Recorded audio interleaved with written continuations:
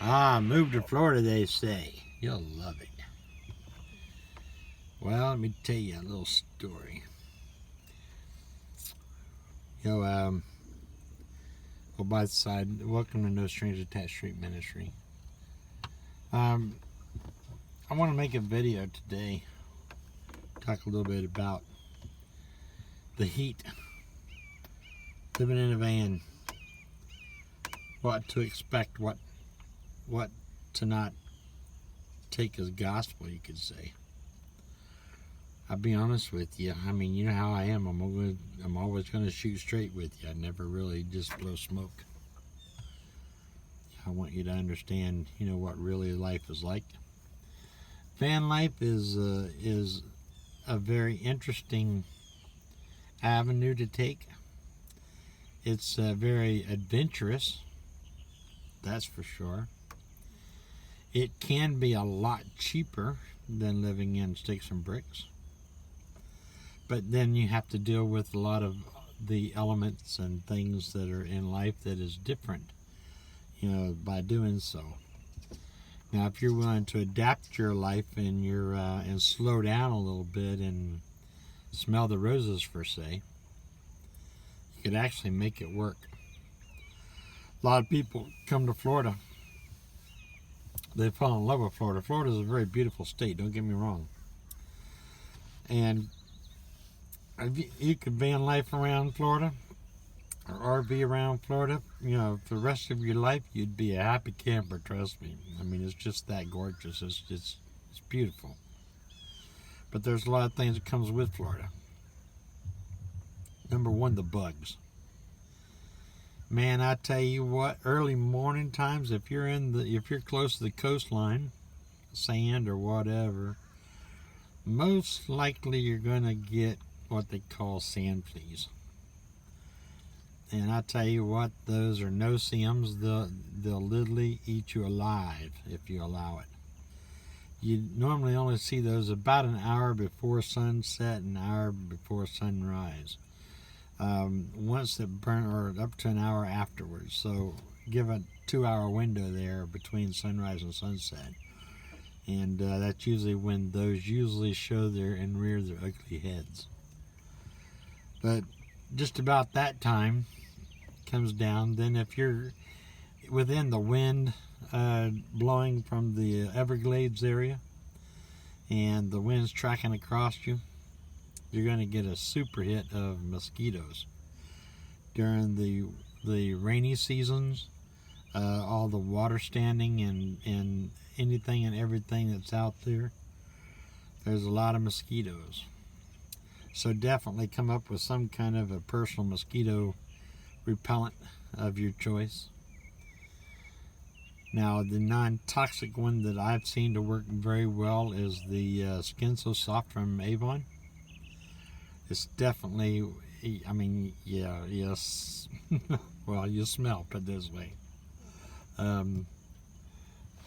Whether it's always said the saying was a French whore. Well, that's probably about true. I mean, it's a crazy smell, but hey, you know what? If it works, right? I mean, at least it's not DEET, something that's very powerful and something that could really harm you. A lot of these chemicals out there that really get bad. I've seen these propane generators. What it is, the mosquitoes are attracted to the carbon monoxide, I believe. And they make different apparatuses, to create that, to pull the mosquitoes away. And then they've got the light kind, that strikes and zaps them. They're attracted to blue lights. Just do some really strong study on the mosquitoes, and look for creative ways. They've even got mosquito wristbands you can put on. That will, a lot of people sell them at the pool places and things. You can find them. The pool supply houses. They usually have things like that. But do they work? I don't know. I've never tried one. The little coils, do they work? I don't know that neither. It's like an incense burning coil. I have used those over my life, and they seem to be okay. Citronella candles is what I use a lot, especially if I'm sitting out. They tend to work. But the biggest thing, that I found is the Skin So Soft. And, but sand fleas, I don't think anything can stop them monsters. I mean, they are wicked. So, just be on your tip tops there for that. Then you have to deal with, the ordinances. A lot of places have ordinances now to where you can't spend the night. Most of the coastlines are that way, because there was just been so many people go to the parks and the coastlines and sit there and camp for a month. Well, they put a stop to a lot of that. So a lot of the coastlines is almost impossible to be able to spend the night at. There's the BLM land. They really don't have that here, but they do have special lands, government land that you can, but it's managed by water management or one of the, it's managed by a company or a group that keeps it locked up. But all you have to do is call and make reservations. They're usually free, but you call and make a reservation through the system, and then you can go out and camp. And they give you a gate code, so you can get in and out of the gates, to be able to do that. It's a little bit different on how you have to plan. It's hard to just pull up, spontaneously and find somewhere to go. There is some pay parks, that you can go to, stop by on a whim, on a fly. You got all your state parks, if you buy the annual pass for that, I think it was like $65 or something like that for me. But that's something that that you can use. That usually does really well. I've used that a few times all over the state, which is really nice. They got some beautiful parks. But then you have a lot of other things that you can go to too.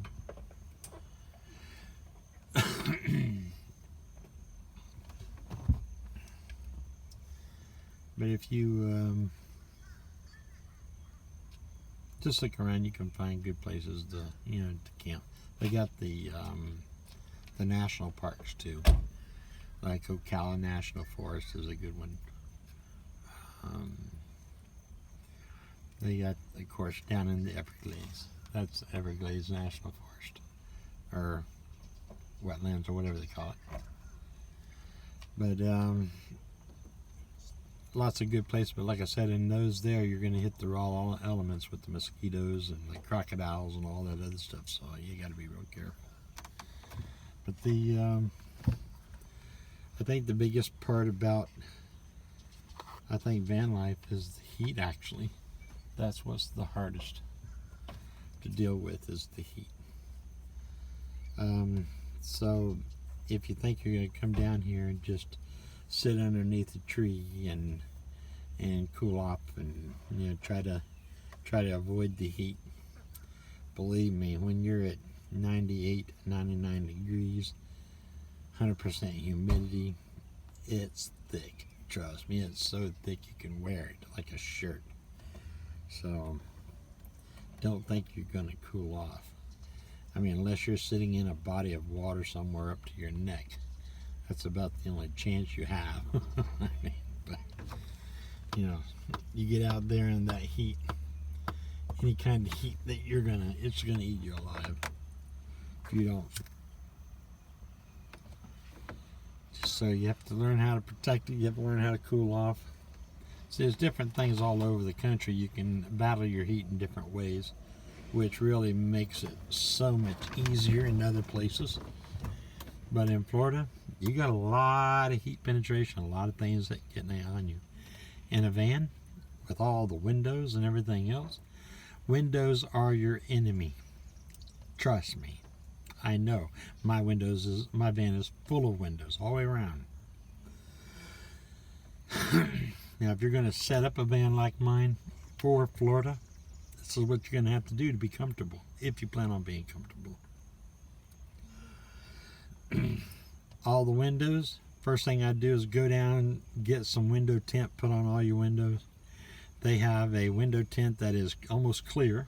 It's really a very clear window, view, but it repels like 98% of all the heat, that comes in on your window. And you figure your front window is your worst one, so it's like a big oven right there.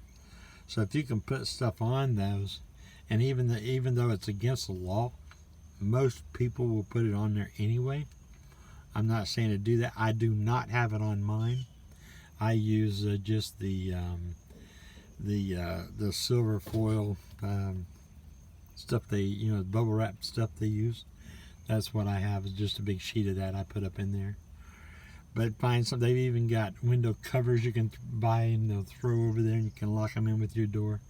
I think a lot of RVs use those.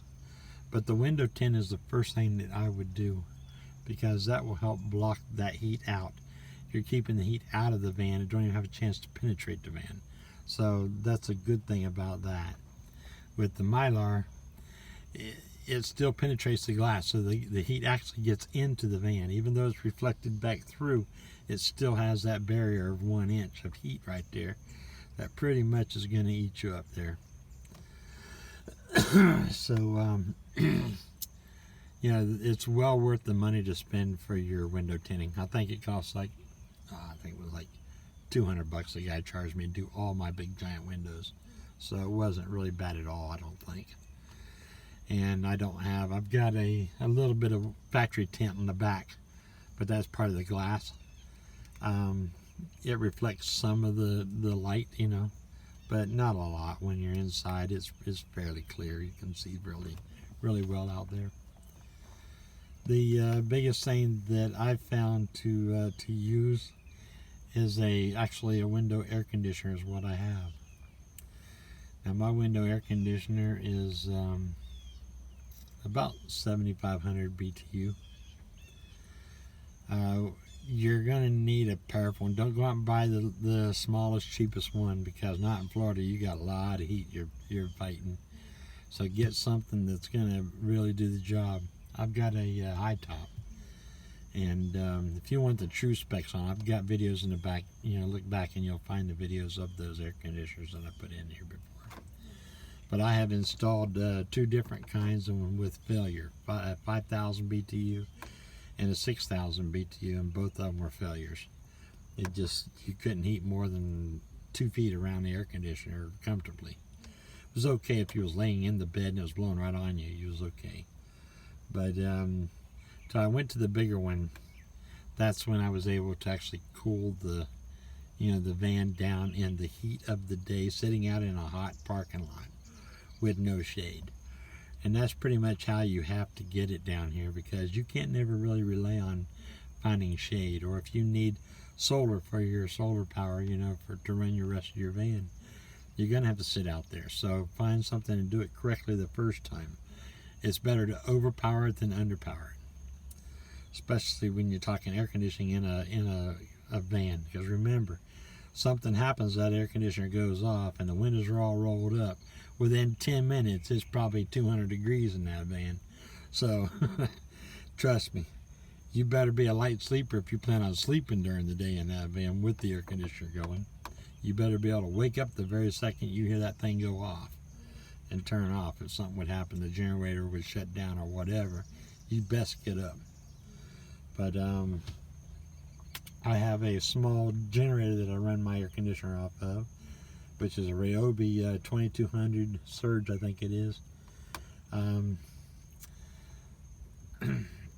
But that little generator will run, it holds about 3/4 of a gallon of gas, and I can get, let's just say, an average of 8 hours per tank is about normal. I have gotten 6 hours, and I've gotten up to 12 hours.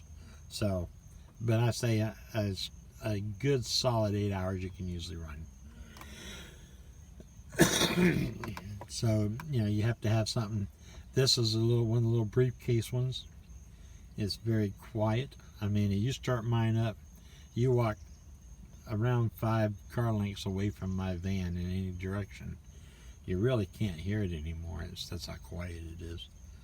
But the air conditioner, I also have it where I run off of a 4 battery bank, and I can run about 6 hours on that battery bank. And so if I'm like in a real hot, real parking lot or something, out in where a lot of people are at, and I don't want to make a lot of noise, I can flip it over to the batteries and run it off the batteries. But it will suck the batteries dry. Trust me, it will do that. I mean, to have it to where you can run full battery all the time, you'd probably have to have 1,800 watts of solar on your roof and probably about 6 to 8 Battle-Born batteries. Those lithium style batteries.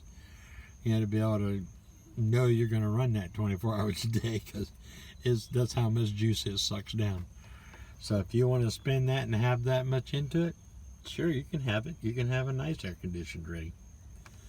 I mean, you figured $1,000 per battery, so that's $8,000 right there. Who knows what the power, what the solar system would cost? Probably $3,000 or better, for that size solar system, if you can even find enough space on there to keep it, to actually install it.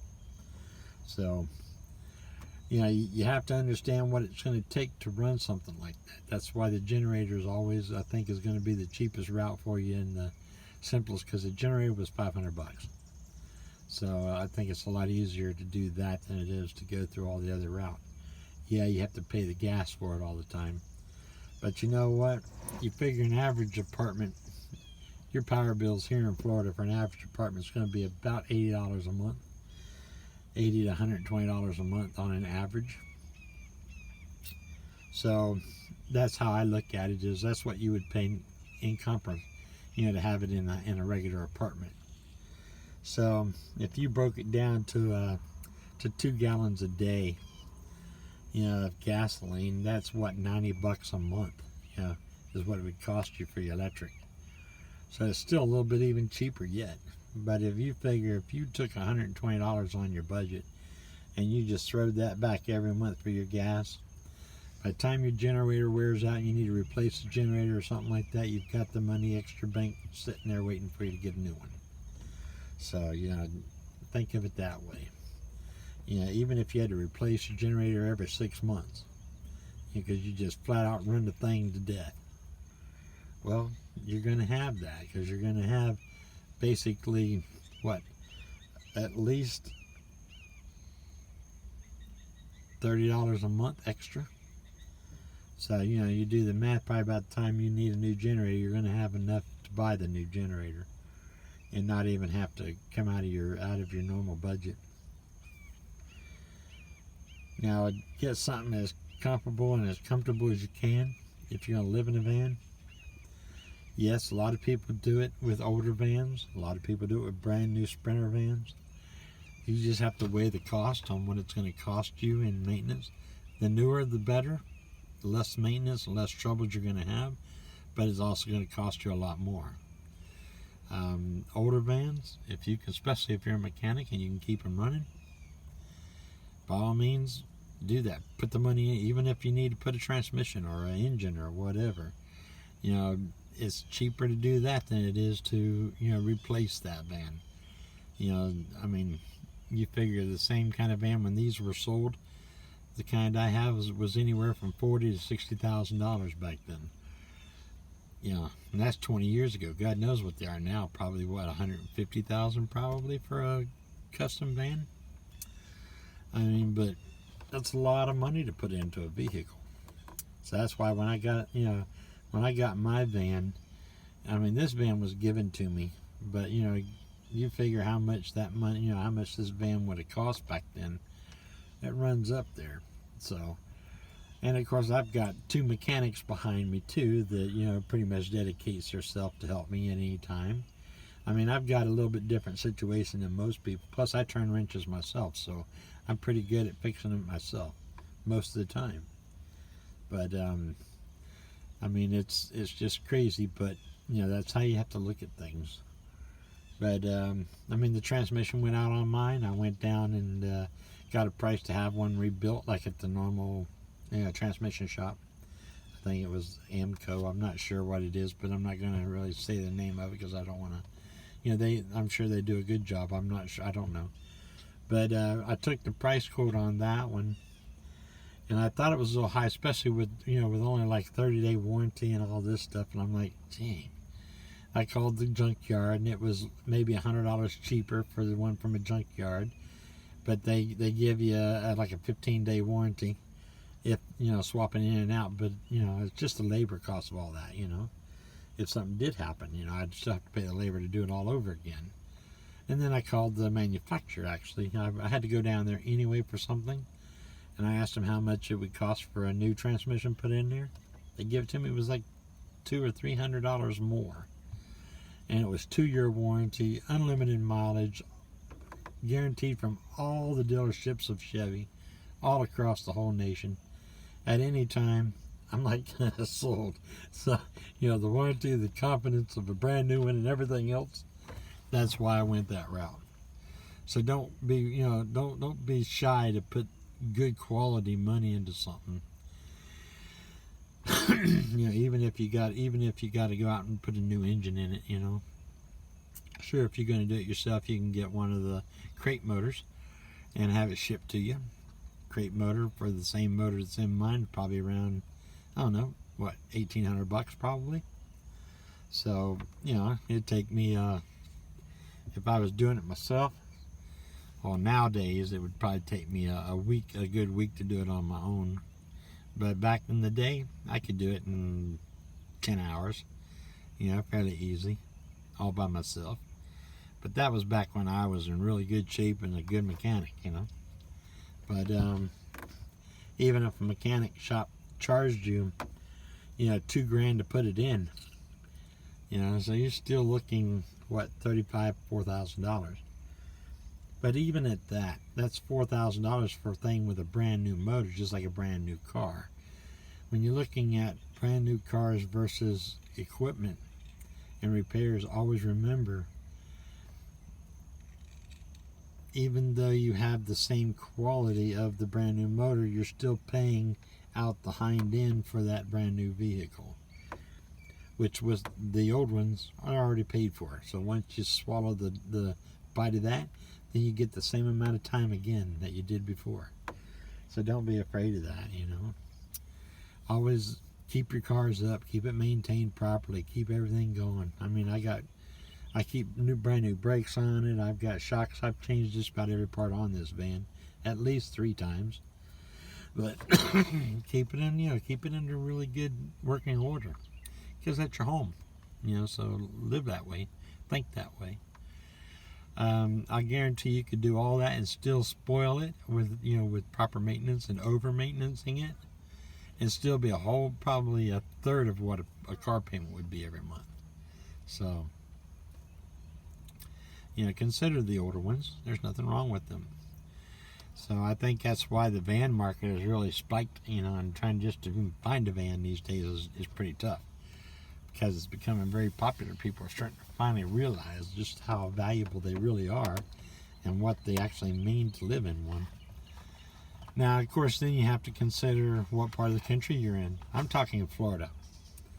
Florida is a very abusive, very harsh environment. It'll kick your hind end, trust me. So that said, prepare yourself. Now, if you're willing to spend that and prepare yourself, you'll enjoy Florida extremely well. You'll have a blast. Trust me. You will have a blast visiting Florida, whatever. If you want to come down in the winter months, of course, that's when everybody else is coming down, and that's when it gets packed and very crowded and very hard to find things. Summertime, if you can handle the heat, that's when it opens up. It's pretty much your domain at that point. You can pretty much do anything and everywhere you want to go is always there available. You go to all the springs, all the little waterfalls. I mean, there's all kinds of stuff in Florida to see, believe me, and you'll have a blast doing it. especially if you love the sunshine and you love the sand and the beach. You got more than you can handle there. So always consider that as an option as well. Keep your van set up properly. You don't have to go elaborate, trust me, on your builds. You don't. Go as cheap on your builds as you can possibly go, and then build as you go. You know, a little bit at a time until you save the money. Put it in there. There's no reason to go out and spend, 50 grand on a build, and pump it in there just right off and kill all your savings. I'd rather you put $1,000 in the van, get your essentials needs, and have that $49,000 in the bank, just in case something happens. That's a smart move. But luxury is not worth it unless you've got millions or hundreds of thousands anyway. And if you want to spend that, fine, you go right ahead. But don't go out and finance yourself on that. Trust me, you don't need to be in debt. I don't believe in debt. That to me, debt is a sin. It's just the way it is. I mean, because that's allowing us to be trapped by the demons and the devils of the world. So, trust me, keep yourself debt-free at all times, as much as possible. I know it's hard these days, especially with people that are living in a house or something like that. They have to be there because it's just so massive amount. But even at that, if you can possibly get that house paid off, pay it off and keep it paid off. So I don't believe in credit. I don't use credit. If I ain't got the cash or the money, then I just don't have it. Period. And that's the way I feel about it. I used to, but not no more. I've changed my eyes. Once I became a Christian, it changed my eyes on everything. And I tell you, to survive, especially through all the medical hardships that I've had lately, and all that stuff going on in my life, and all the fails that's happened in my life in the last 10 years, thank God I'm not in debt. So I just wanted to give you a little pep talk about it. Van life is pretty cool, as long as you take your time, slow down, and savor, and enjoy every moment of your time. Take the time to get out and prepare that meal. Enjoy preparing that meal, spending time with that meal. It's not like you're in a house where you can just go throw it in the microwave and 5 minutes later you're eating. Don't do that. Take your time. Actually chop the vegetables up slowly. Enjoy your time. Enjoy your creation. And enjoy that meal. Because that's all you have to do. That's how slow your life has to be. And if you can have a income to where you can work online or remote, you've got it you've got it made. You've literally got it made. So if you've got that blessing in front of you, I'd say go for it. Because in the wintertime when it gets hot, you can head north, head up in the mountains, see some beautiful things up north. You'd be surprised at stuff that's out there in this country. I've been all over this country, pretty much anywhere and everywhere. So I know this country very, very well. And I'm telling you, there's a lot to see. But even me, I've just barely scratched the surface, because if you took one day and spent one day in every town, you don't have that many days in your life than you do in towns in the United States. So that's what I'm saying. And you don't enjoy anywhere unless you spend at least 3 days there. You don't even know what that town has to offer unless you've spent at least 3 days there. So slow down. Take your time. Search. Ask some of the locals, that's been around. Find out what they're doing. Find out what's good and what's not. What's fun to see. Take your time. Go out in the mornings like I do, like today. The sun ain't even come up yet. So, I'm sitting here waiting for the sun to crack. But that's my time of day. That's my time of morning. I figured I'd just come on here and give you a little bit of a video today.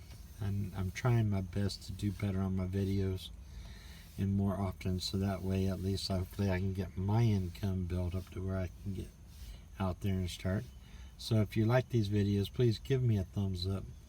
recommend my videos to people, share them all over, watch them over and over and over, dissect them, I don't care.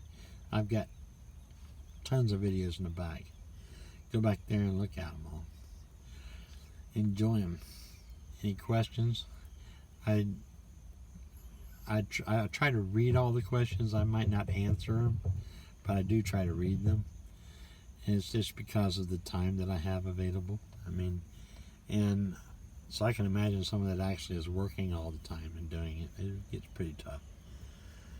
But, hey, go out and have fun, okay? But like I said, van life, in my opinion, is worth it as long as you're willing to do the little bit of sacrifice it takes to live it. And if you are, God bless you. Hey, have a great day. This is Jim signing off.